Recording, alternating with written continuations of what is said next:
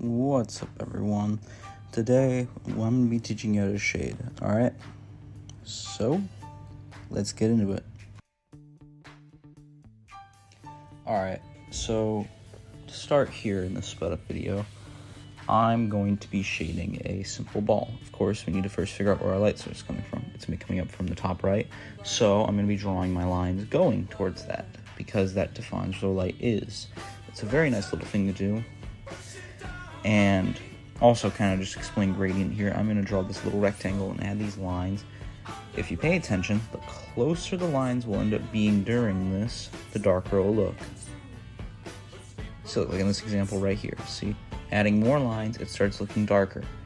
The closer they are, the darker they look. And if you start adding more lines to those going in different directions, you can simulate textures until eventually you get a darkness like that. A very nice one. Anyways, we're going to simulate that on the ball as well, and eventually build it up to be pretty good shading, you know? Of course, you could also just round it around the ball, as I'm about to demonstrate right here, but I prefer this version right here. Anyways, we shall continue on to drawing it on a figure. Now see, the character I'm drawing here, I'll someday make a body drawing tutorial as well, because that's something I'm pretty sure a lot of us struggle with, even myself sometimes. Anyways, the character I'm drawing is a character I do want to try making a manga or comic with someday. His name is Spectre, kind of like a channel name. He is a little more lean male with average body proportions. The sketch doesn't look good right now, but it'll change when it cuts over to the finished product. Anyways, I'm going to be quiet now as I let it continue. So as you can see here, I finished it up, and the video is still somewhat sped up. I'm not sure completely why. But first, we obviously have to outline the character, because you can't really have a finished product afterwards. There is no defined lines. So, Spectre in and of himself isn't much of a complex character. He's nothing like those weird characters that have over 100 bells on them. You have to have exactly each panel of the manga. It's more a simple character with some light armor on him. Mainly black as well, which is why I chose him for this shading project. Alright, so if you didn't catch it already, I'm adding black spaces to areas that are already dark, and that will obviously just be completely engulfed by shadow. And areas that are being hit with light just have a good chunk of texture on them to simulate that they are dark. I am very bad at the phone. I don't really have a stand yet or anything, so that's a problem, but I'll do that eventually for you guys. So watching this go on, you can continue to see how I slowly develop their shadow, and just the shadow on Ghost perspective.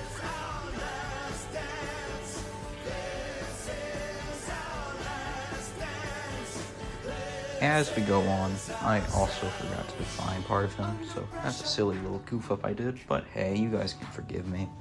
Anyways, as time goes on, we can see just slowly add on the black shadows. Nothing much really happens for the time being. I'm probably going to start discussing more when I get to the neck.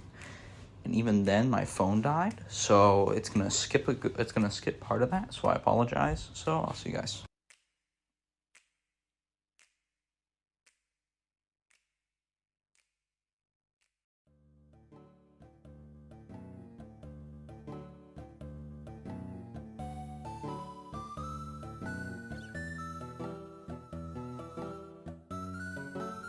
Alright, so now, I forgot to hit the button early, but as you can see, what I'm doing is I'm defining the shadows in the figure, right?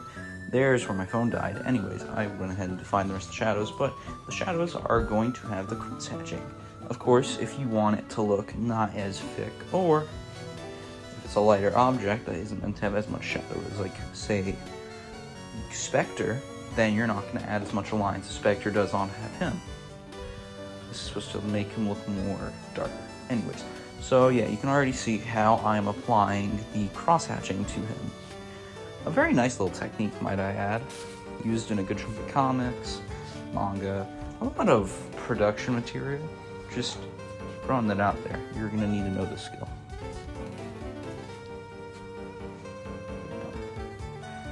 Alright. Yeah, as time goes on, we'll slowly see this develop. I would be using my pen nibs, but unfortunately, the one I have is doled out and doesn't produce as sharp lines. And the paper I'm using is also not ideal for a pen nib, so there's that. Anyways, I'm finishing it up, and you'll start seeing that after I'm done with this, there's a step after all of the cross-hatching I'm doing here that is still a very important one, especially if you're doing a darker scene or if you're doing a darker object that's meant to be portrayed as a more darker thing. And that important step is going to be, well, you'll see in a moment, as I add more shadow to them. Yeah, there it is. There's the finished product for now.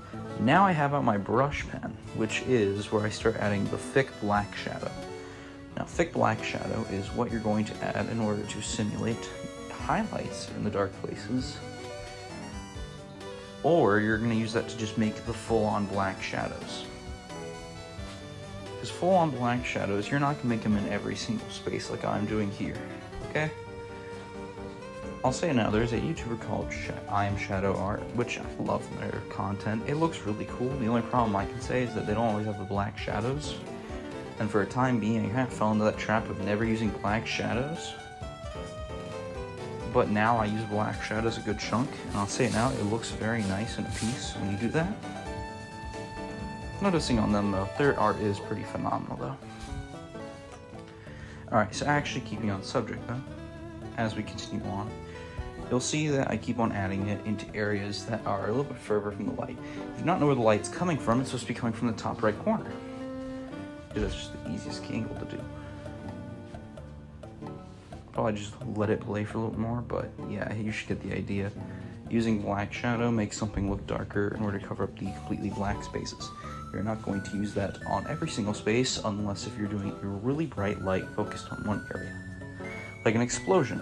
If it was an explosion, then you wouldn't use as much cross-hatching most likely, you'd probably use more thicker black shadows to express it. Anyways, I'll be quiet for now so you can just watch it.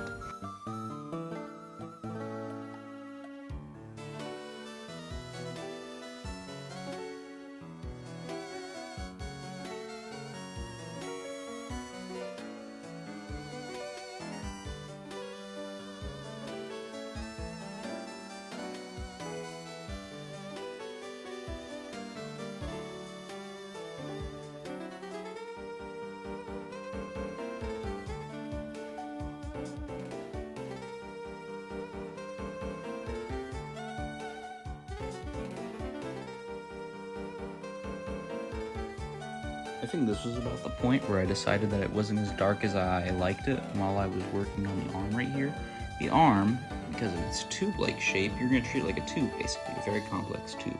Anyways, as you can see, I didn't think it was dark enough over there, so I started adding more cross-hatching.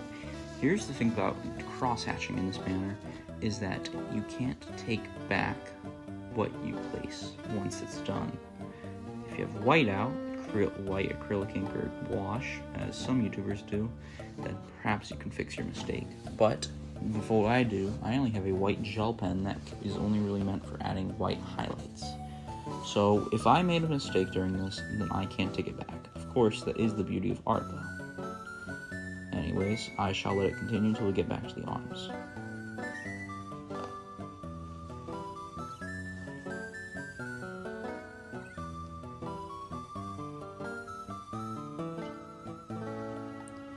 Alright, so now that we're back onto the arms, like I said, treat it like a tube, okay?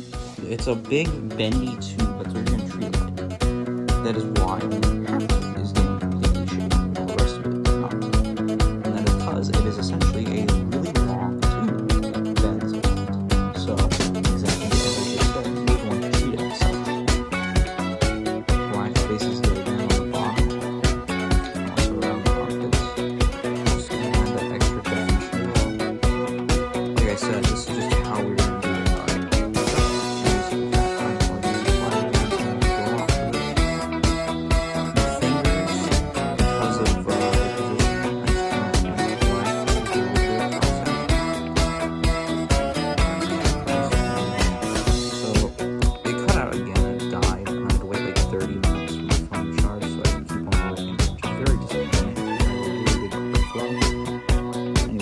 probably sped up again. That's because I just wanted to cut the video down. Because fun fact, this video's production started at 35 minutes.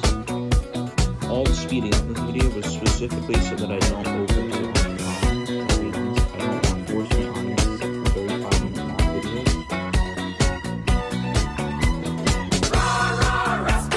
Anyways, as we are continuing again, the likes are about as similar.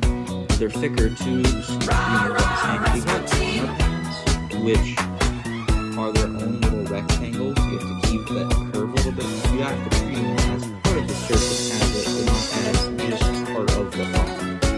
There's its own little thing that is on the top. So you do have to keep them that it is one of the and we're going to have more spaces again.